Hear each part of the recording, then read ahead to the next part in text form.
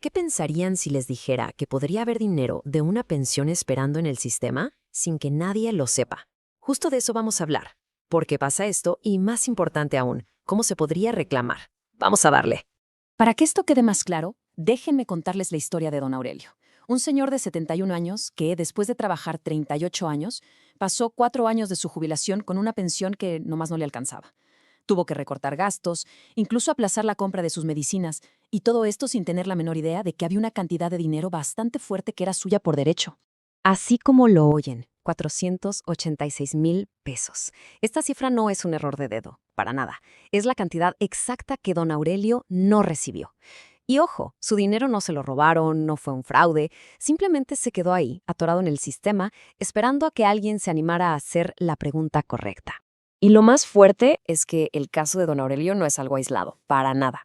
Su historia destapa un problema sistémico, o sea, errores súper comunes en los expedientes del IMSS que le bajan la pensión a miles de personas sin que se den cuenta. El problema es que lo que dice el papel en el sistema no siempre es lo que pasó en la vida laboral real. A ver, para entender bien de dónde sale el problema, primero hay que cachar cómo funciona esto de las pensiones. En el IMSS hay, digamos, dos grandes caminos, la ley del 73 y la ley del 97. Son como dos mundos diferentes, con sus propias reglas, sus cálculos y, claro, sus errores más comunes. Saber en cuál se está es el primerísimo paso. Y créanme, la diferencia es gigante. Si alguien empezó a cotizar antes de julio del 97, le toca la ley 73. Esto significa que la pensión se calcula con una fórmula que toma en cuenta las semanas cotizadas y el salario promedio de los últimos 5 años. Pero, si se empezó a cotizar después, entonces es Ley 97, y ahí la pensión depende del dinero que se haya juntado en la cuenta de Afore.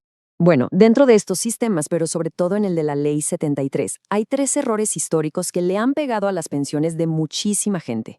Son como capitas de problemas que se van sumando y que, si se corrigen, pueden cambiar por completo la mensualidad que se recibe. El primer error, un clásico, las semanas que no están reconocidas. A veces el patrón dio de alta tarde o de baja antes de tiempo, y esas semanas, pues, nomás no existen en el expediente. El segundo, el salario. Por décadas fue súper común que registraran a los trabajadores con un sueldo menor al real para pagar menos cuotas. Y el tercero, que es un poco más técnico pero igual de importante, es el uso incorrecto de la UMA. A ver, ¿y qué es eso de la UMA? Miren, es sencillo. En 2016 se inventaron esta cosa, la unidad de medida y actualización, para que las multas y los créditos ya no estuvieran ligados al salario mínimo. El problema, que al IMSS se le hizo fácil y decidió usarla también para calcular los topes y aumentos de las pensiones de la Ley 73. Grave error. Y nomás para que vean el tamaño del problema, chequen esto. Mientras que el salario mínimo ha tenido unos aumentos históricos, a veces del 20% o más, la UMA apenas ha subido a la par de la inflación, un 3 o 5%.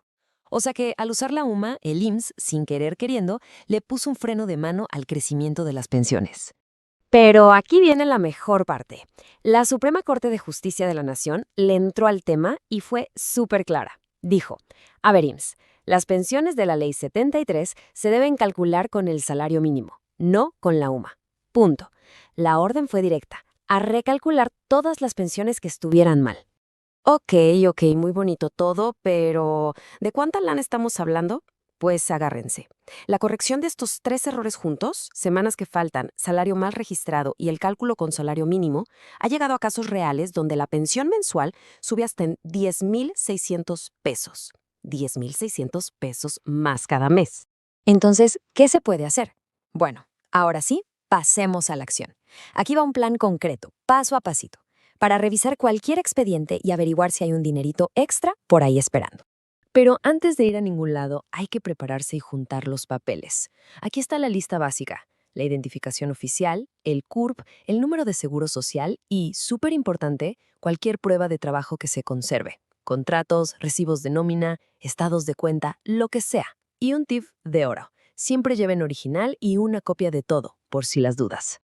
Muy bien, ya con los papeles listos, ahora sí, manos a la obra. Primero, desde casa se pueden revisar las semanas cotizadas en la página del IMSS y también el estado de cuenta de la Afore. Si algo no cuadra, ahí está la pista. El tercer paso es el más importante. Hay que ir a la subdelegación administrativa del IMSS. Ojo, no a la clínica. Ahí se pide formalmente una revisión y aclaración. Y por favor, no se vayan sin su número de folio. Ese es el comprobante. El proceso puede ser tardado, sí, pero si corresponde un pago, es retroactivo desde el día que se originó el error.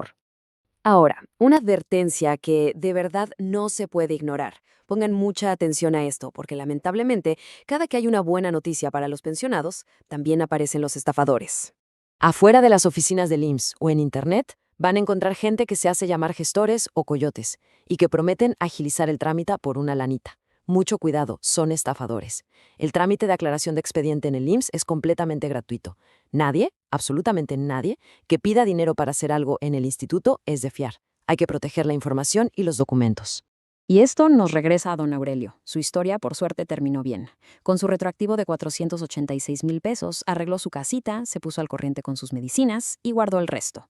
Pero lo más importante no fue el dinero, sino lo que dijo al final, una frase que resume el sentir de miles. Siempre supe que algo faltaba, pero no sabía que tenía derecho a preguntar. Y justo con eso nos quedamos. El sistema se diseñó pensando que cada persona conocía sus derechos, pero la realidad es que a la mayoría nunca se los explicaron. Hoy la información está ahí. Existe el derecho a preguntar, a revisar y a reclamar lo que se trabajó. La verdadera pregunta que queda en el aire es, ¿ya se ejerció ese derecho?